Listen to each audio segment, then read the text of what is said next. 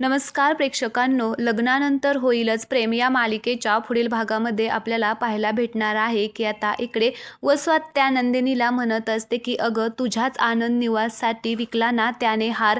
त्यावेळेस मग विक्रम नंदिनीला म्हणत असतो की अगं तुझ्या आनंद निवासला काय झाले ज्यामुळे जीवाने हार विकला, सांग बरं काय झालेलं आहे ते।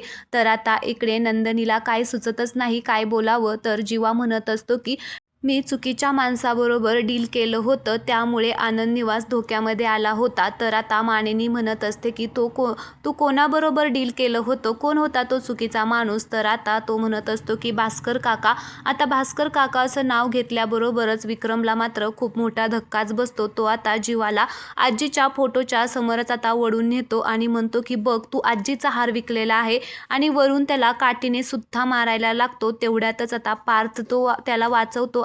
तर जीवा आणि नंदिनी आता या सगळ्यातून कसे बाहेर पडतील ते आपल्याला पुढील भागामध्ये पाहायला भेटणार आहे। तर आजचा प्रोमो आवडला असेल तर व्हिडिओला लाईक करा, चॅनलला सबस्क्राईब करा। धन्यवाद।